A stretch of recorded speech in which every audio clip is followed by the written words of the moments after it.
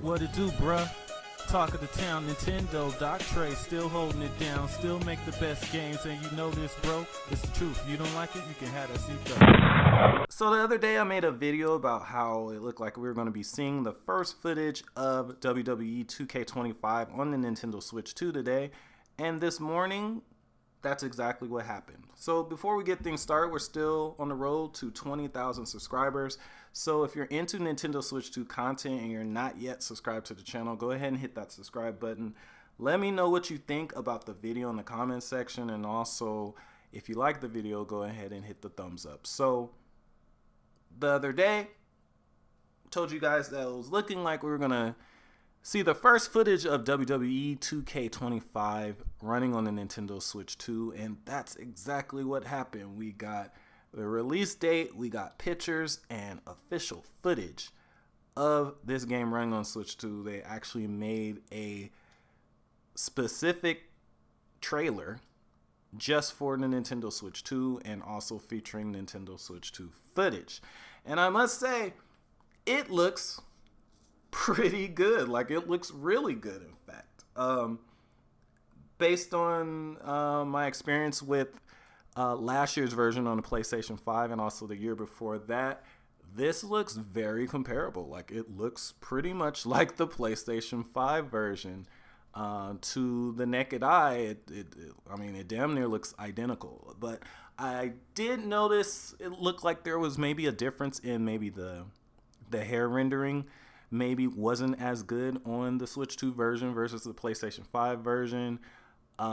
It's very hard to render realistic hair, and you know, in a wrestling game, everybody got long hair and stuff, so it takes up quite an amount of computation power to render hair, especially when they're trying to render now sometimes individual strands of hair, and that's very costly. So I can see that as being something that they would target to kind of downscale in the Switch 2 version to keep everything else up to parity. Because the game is actually a very large file size for Switch 2. Comes out to like a whopping 72 gigs, so it obviously was going to be a game key card.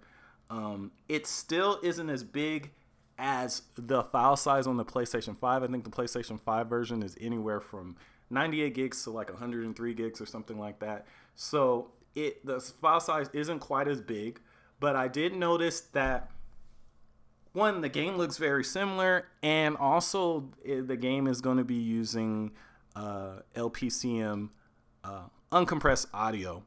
So they're not like paring back the audio, which is very important for a game like this, a wrestling game that features a lot of music, a lot of licensed music. There's a big emphasis on sound in these games, so it's good to know that they're not going to be giving us this like crappy compressed non-surround sound, which actually happened with a lot of the ambitious ports on the Nintendo Switch, where, you know, they elected to keep the file size down by giving us crappier audio. And it wasn't a big deal for people that were using like maybe their little TV speakers and stuff, but people like me that have an actual surround sound, yeah, it's very noticeable. So it's good that they didn't do any cutbacks there. But regarding the file size, that's where the controversy with this game comes into play. Because the game actually comes out this month. Comes out very soon. Comes out in the next 3 weeks or so. It looks good. It looks to run good. But something strange is going on here, because in the actual video trailer for the Nintendo Switch 2 version, it literally says that this is a game key card game. It literally says that in the video. And tells you how game keys work. But for whatever reason, on every single pre-order page for this game at retailers, including even the box art that's on the PR page for this game, says that this game is not a game key, but a freaking code in the box. And this is very strange, because why would they go out of their way to say that this game was a game key if it wasn't?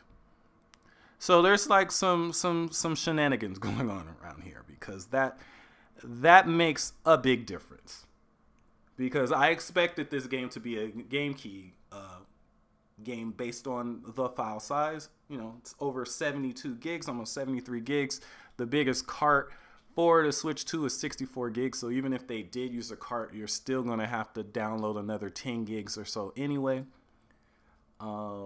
Which I still wouldn't have minded, because you still would have been saving over 60 gigs. I mean, a lot of Nintendo Switch games did this, where the game was on the cart, but you just still had to download a large portion of the game, but you saved a lot on space. So they could have thrown a bone there if that's not the way that they're going. But this game, if this game is not a game key game, and this is download only, I will probably not buy this game without it being on a pretty massive sale, because these games go cheap really fast. Now, the reason why I was going to buy this game day one is because there hasn't been a wrestling game, a WWE game for a Nintendo system, like I said, since 2018, and that game was terrible. This game looks like it's going to be very good, and I wanted to, support the game. Because honestly, if this game flops, they're going to be like, "Whoa!" Wow. Like they're not going to think it's because of anything besides gamers not being interested in the series. And then if this flops, don't expect to see another wrestling game on this system anytime soon. So I was, interested in picking it up. But if this game is going to be digital, literally digitally only, I doubt I will day one it. I don't care how good the game looks. Not going to happen. So hopefully 2K figures this out and settles this and explains exactly what's going on, because their messaging is very mixed. They literally say that this game was a game key in their video trailer, but the retailers and also their very own website is saying differently. So, yeah. 2K, this game comes out in 3 weeks. The clock is ticking. You better explain yourself. So anyway, let me know what you guys think in the comments section.